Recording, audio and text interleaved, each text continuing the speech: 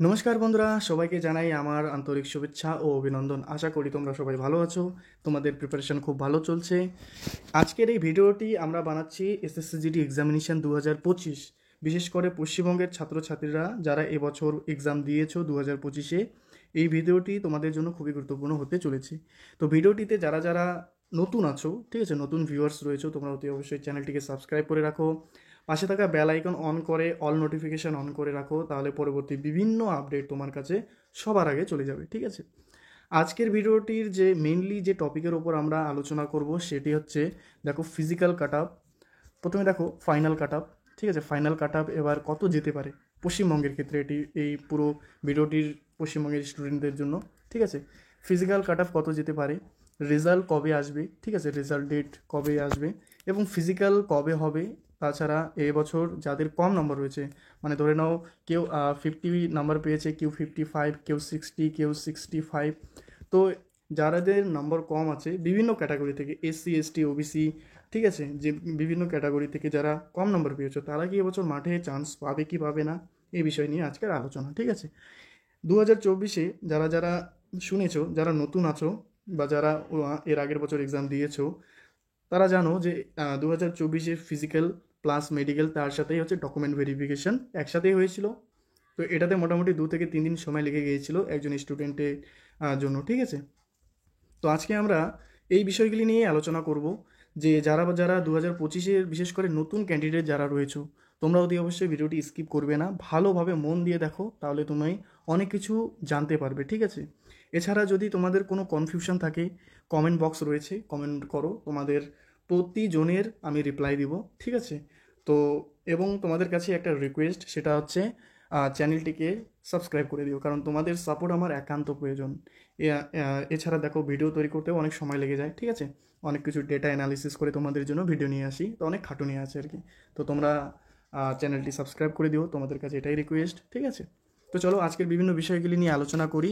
তোমরা মনোযোগ দিয়ে সব কিছু দেখো, এবং যদি তোমাদের নোট খাতা থাকে তো নোট খাতায় নোট করে রাখতে পারো, কেননা এই ভিডিওটি খুবই গুরুত্বপূর্ণ হতে চলেছে। আজকে এ টু জেড আমরা জানবো যে অ্যাকচুয়ালি আমাদের এক্সাম থেকে শুরু করে মেডিকেল পর্যন্ত কি কি বিষয় আমাদের মনে রাখা বা জানা উচিত, ঠিক আছে। তো দেখো, আজকে যদি আমরা প্রথমে যে জিনিসটা আমরা দেখবো, দেখো যে ডিটেলসটা আমাদের জানা উচিত সেটা দেখো, এখানে এসএসসিজিডি কনস্টেবলের প্রিভিয়াস ইয়ার্স আমরা অ্যানালিসিস করে আগে দেখব যে এ বছর ভ্যাকেন্সি ইনক্রিজ হবে কি না, ঠিক আছে। তো দেখো এখানে 2022-এর ডেটা অনুযায়ী দেখো, যখন ফর্ম ফিল আপ শুরু হয়েছিল, ঠিক আছে, যখন ফর্ম বেরোয়ছিল তখন 24,336টি ভ্যাকেন্সি এসেছিল, ঠিক আছে। কিন্তু এরপরে যখন তোমাদের এক্সাম দেওয়া হয়, ঠিক আছে, রেজাল্ট আসে, তারপরে দেখো 25,818টি ভ্যাকেন্সি ইনক্রিজ করা হয়েছিল 2022-এ এটা, যার ফলে 50,187 টোটাল ভ্যাকেন্সি হয়েছিল, ঠিক আছে, যা একটা খুবই ভালো পরিমাণের পদ ছিল সেই সময়।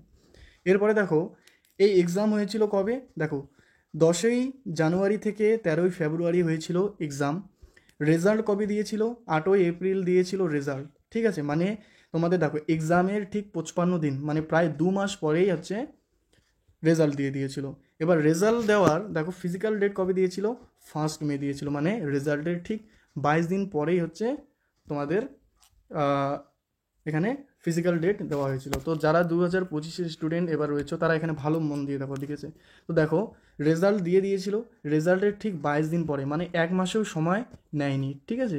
তো 2025-এও কিন্তু কোনো মানে ঠিক নেই যে কী করবে, কিন্তু এটা অ্যাপ্রক্স এটা অ্যানালিসিস করে আমরা দেখব যে কত সময় আমাদের হাতে বর্তমান রয়েছে, ঠিক আছে।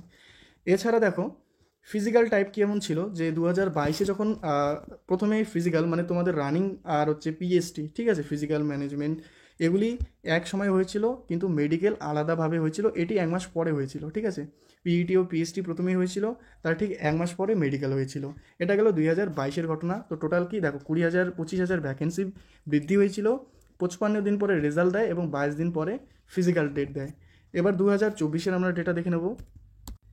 দেখো 2024 মানে 23-24, এই ডেটা থেকে আমরা যদি দেখি তো প্রথমে 26,141টি ভ্যাকেন্সি মোট এসেছিল, পরবর্তীতে 20,476টি ভ্যাকেন্সি ইনক্রিজ হয়, ঠিক আছে। দেখো তারপরে টোটাল ভ্যাকেন্সি কত হয়ে গেছিলো, দেখো 46,617টি ভ্যাকেন্সি হয়ে গিয়েছিল 2024-এ। তো 2022-এ 25,000 বৃদ্ধি পেয়েছিল, তোমাদের 24-এ 20,000 প্লাস ভ্যাকেন্সি বৃদ্ধি হয়।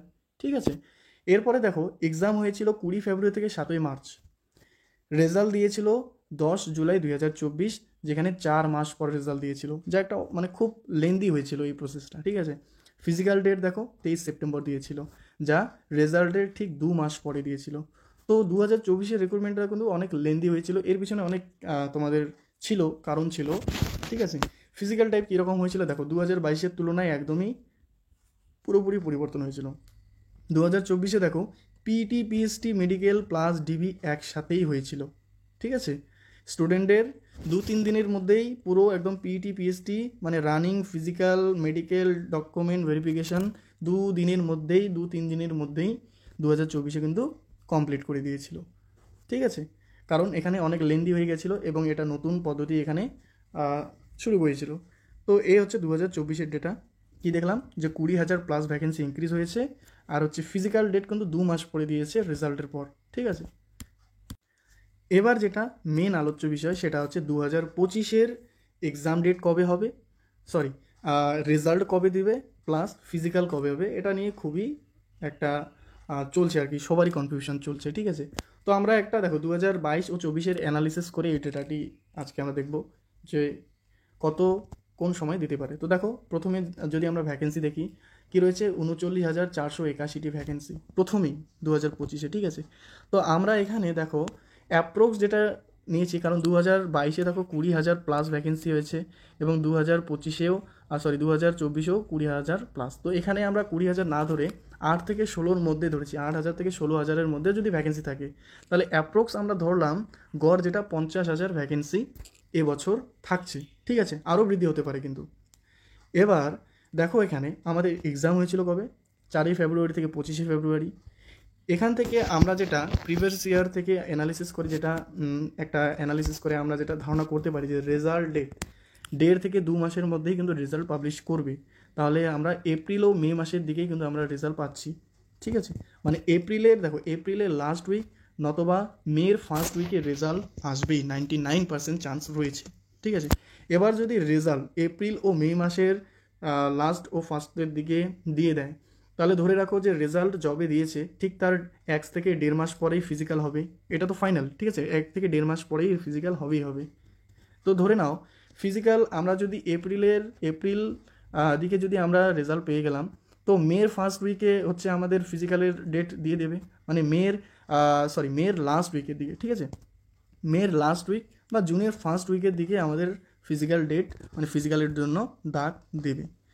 তো এই জিনিসগুলি মাথায় রাখা উচিত। তো দেখো হাতে বেশি সময় নেই, যারা ভাবছো যে ফিজিক্যাল কবে আসবে, রেজাল্ট কবে দেবে, তো এগুলো নিয়ে টেনশন না করে তোমাদের যাদের মার্কস ভালো রয়েছে, ঠিক আছে 50 প্লাস যাদের মার্কস রয়েছে তাদের নর্মালাইজেশন মার্কস শুদ্ধ তোমরা যা নাম্বার পাবে তাতে আশা করি তোমরা ফিজিক্যালের জন্য চান্স পাবে।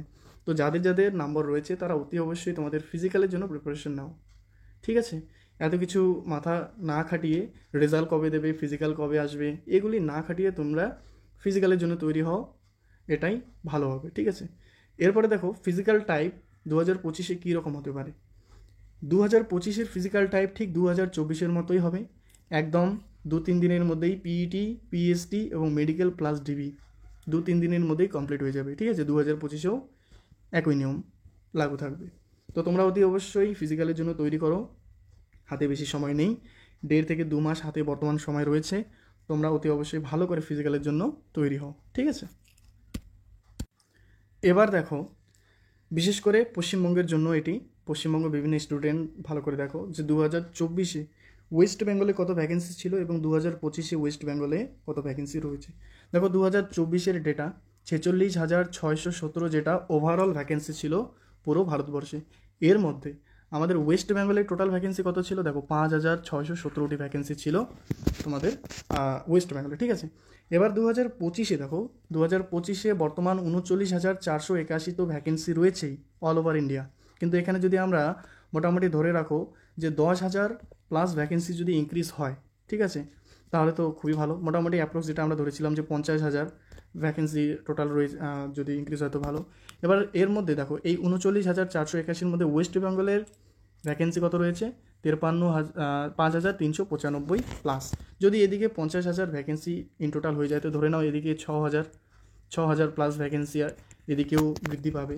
তো অ্যাপ্রক্স ভ্যাকেন্সি বৃদ্ধি হওয়ার চান্স রয়েছেই। তো এখান থেকেই যেটা আমরা অ্যাপ্রক্স একটা আইডিয়া নিতে পারি যে এবছর এক্সপেক্টেড যে cut off, physical cut off, সেটা কমবে না বাড়বে। দেখো প্রথমেই বলি 1 নম্বর পয়েন্ট, যেটা এবছর যে এক্সাম হয়েছে 2024-এর তুলনায় কিন্তু কোশ্চেন প্যাটার্ন অনেকটা হাই লেভেলে রয়েছে। ঠিক আছে, কোশ্চেন প্যাটার্ন অনেকটা হাই লেভেলে রয়েছে, যার জন্য সবারই যে অ্যাভারেজ মার্কস, ঠিক আছে, ধরে রাখো 2024-এ যে স্টুডেন্ট 120 পেয়েছিল সে 2025-এর এক্সামে 105 পেয়েছে। এরকম 2025-এ কিন্তু হয়েছে। ঠিক আছে, তো কাট অফ কমার চান্স রয়েছে। 2 নম্বর যেটা পয়েন্ট, দেখো এবছর ক্যান্ডিডেটও সংখ্যা খুব কম, মাত্র 25 লক্ষ স্টুডেন্ট তোমাদের হচ্ছে এক্সাম দিয়েছে। কেননা 2024-এ 35 লক্ষ স্টুডেন্ট কিন্তু এক্সাম দিয়েছিল, এবছর 25 লক্ষ, প্রায় 10 লক্ষ স্টুডেন্ট মানে কম রয়েছে। থার্ড যেটা, সেটা হচ্ছে ভ্যাকেন্সি। দেখো ভ্যাকেন্সি তো এমনিতেই 40,000 রয়েছেই, আবার 10,000 যদি বৃদ্ধি পায় তাহলে 50,000 ভ্যাকেন্সি, তো ভ্যাকেন্সিও ইনক্রিজ হওয়ার সম্ভাবনা রয়েছে। তো এ থেকেও কিন্তু কাট অফ কমে যেতে পারে। ঠিক আছে, তো এটাই একটা ধারণা যে এবছর কাট অফ কমবেই, আমরা আশা করতে পারি। ঠিক আছে, 2024-এর তুলনায় কাট অফ কমার চান্স রয়েছে। এবার দেখো 2024-এর এই হচ্ছে অফিসিয়াল ফিজিক্যাল কাট অফ। ঠিক আছে, এটা হচ্ছে ফিমেল, ঠিক আছে, ফিমেলদের জন্য ছিল। এখানে দেখো বর্ডার এরিয়া, জেনারেল এরিয়া ও নকশাল এরিয়া রয়েছে। তো এবছর আমরা যেটা এক্সপেক্টেড করতে পারি যে 2024-এর তুলনায় কিন্তু -5 আমরা ধরে রাখতে পারি এবছর কাট অফ। ঠিক আছে, তো এখানে দেখে নাও বর্ডার এরিয়া, ঠিক আছে, বর্ডার এরিয়া তোমাদের ESM ক্যাটাগরিতে দেখো 82 গিয়েছিল, তারপর হচ্ছে বর্ডার এরিয়া EWS 40 গিয়েছিল। তো এই যে কাট অফগুলি গিয়েছিল এর ঠিক -5 বা -7 যাদের রয়েছে তারা কিন্তু এবছর ফিজিক্যাল চান্স পেতে পারো। ঠিক আছে, তো এটি তোমরা স্ক্রিনশট করে নিয়ে তোমাদের এলাকা প্লাস ক্যাটাগরি ওয়াইজ তোমরা এখানে মিলে দেখে নাও যে তোমাদের কত এবার মার্কস আসতে পারে ফিজিক্যালের জন্য। এটা হচ্ছে ফিমেল। ঠিক আছে, এটি হচ্ছে মেল ক্যান্ডিডেটের 2024-এর অফিসিয়াল কাট অফ। এখানেও তোমরা -5 বা -7 করে তোমাদের ক্যাটাগরি ওয়াইজ, ঠিক আছে, এলাকা ওয়াইজ তোমরা দেখে নিতে পারো যে কত যাচ্ছে। দেখো বর্ডারে ESM ক্যাটাগরিতে 33 গিয়েছিল, EWS 40 গিয়েছিল, OBC 72 গিয়েছিল, SC 79 গিয়েছিল। এভাবে তোমাদের ক্যাটাগরি ওয়াইজ এখানে দেখে নেবে যে তোমাদের এবছর কত এক্সপেক্টেড হতে পারে, -5 বা -7 করে। ঠিক আছে, এছাড়া নর্মালাইজেশন মার্কস যাদের চেক করোনি তারা অতি অবশ্যই চেক করে রাখো। ঠিক আছে, তাহলে তোমরা একটা আন্দাজা করতে পারবে যে এবছর কাট অফ কত বৃদ্ধি পেতে পারে। এটা তোমরা স্ক্রিনশট নিয়ে রাখতে পারো, তাহলে তোমাদের সুবিধা হবে। ঠিক আছে, দেখো তোমাদের যেটা আমি বলছিলাম যে কতজন স্টুডেন্ট এবছর এক্সাম দিয়েছে। দেখো 2024-এ তোমরা আগে দেখে রাখো 46,617টি ভ্যাকেন্সি ছিল। মোট ফর্ম অ্যাপ্লাই করেছিল দেখো 47,45,000 স্টুডেন্ট, যার মধ্যে 30,36,000 স্টুডেন্ট এক্সাম দিয়েছিল, যার অ্যাভারেজ স্কোর 64 একটা পার্সেন্টেজ স্টুডেন্ট পার সিটে পড়তেছে। 2025-এ দেখো 39,000 প্লাস, এখানে আমরা 50 প্লাস ধরে রাখতে পারি। টোটাল অ্যাপ্লাই করেছিল 52.69 লাখ স্টুডেন্ট, মানে 52,69,000 স্টুডেন্ট অ্যাপ্লাই করেছিল, যার মধ্যে 25,21,000 স্টুডেন্ট শুধুমাত্র এক্সাম দিয়েছে। তো আগের বছরের তুলনায় দেখো মোটামুটি 5 লাখ প্লাস স্টুডেন্ট এক্সাম দেয়নি। তো এখান থেকে কিন্তু কাট অফ কমার চান্স রয়েছে। যাদের কম মার্কস রয়েছে তারা আশা ছেড়ে দিও না যে এবছর হবে না বলে। ঠিক আছে, অতি অবশ্যই ফিজিক্যালের জন্য প্রিপারেশন তোমরা নাও।